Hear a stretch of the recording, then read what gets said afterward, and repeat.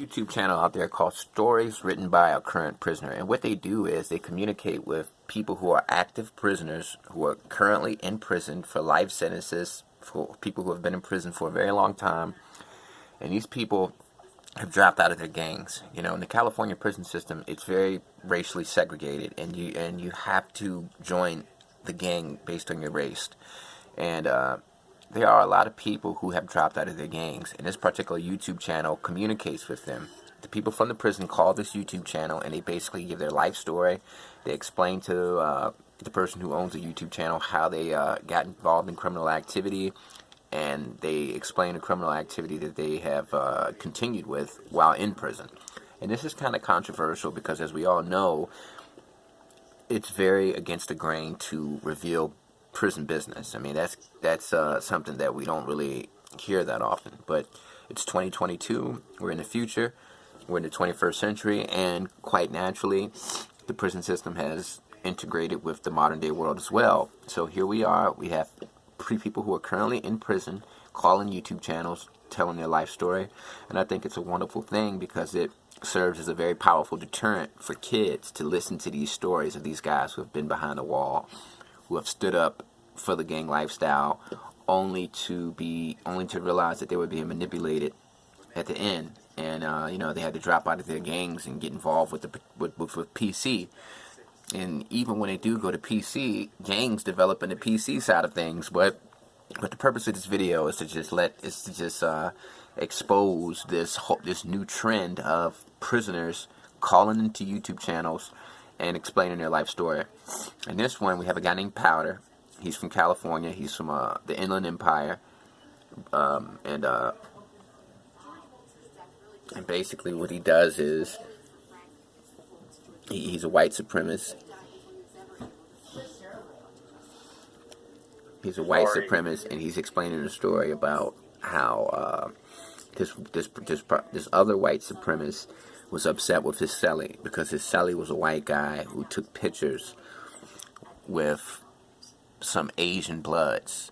You know, he hung out with some Asian Bloods back in the day, and when they were on lockdown, he was sharing pictures with him, and he shared a picture with him hanging out with the Asian Bloods, and this white supremacist took offense to that, and he went to the white supremacist gang and said, hey, this guy wasn't true to his race growing up, and eventually he killed him. So he's basically explaining how, you could go to prison for a couple of years and end up dying in there as a result of some psychopath. So let's listen. I want to talk a little bit about High Desert State Prison, and kind of like what was going on there at that time when I was there, when we were at war with the Northerners.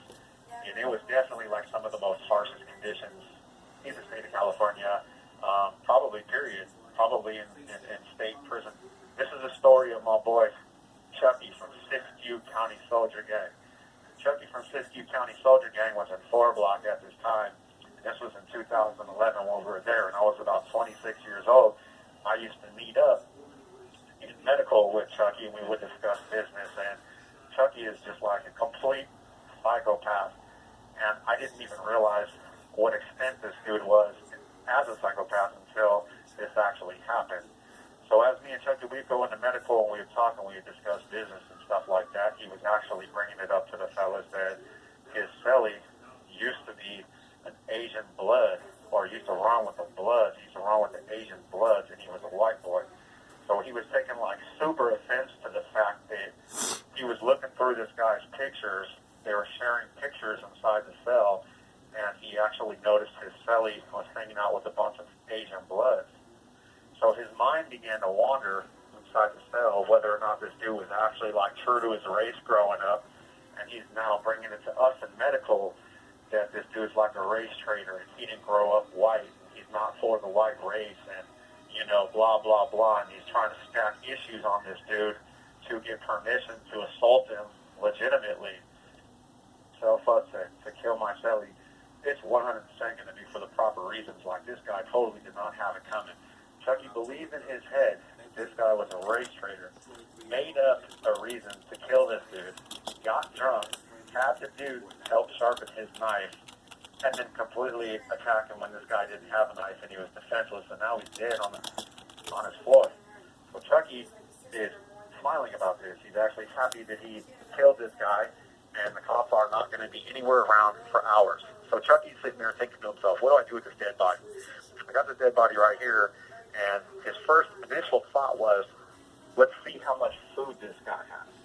So what he does is the body's still laying on the floor, and now as time goes by, these bodies, they start to stink, and he had already said that when he pulled the knife out, it deflated this dude's body, so the smell of inside is already like... All right, so basically, to wrap things up, all right, so this white supremacist, this guy right here,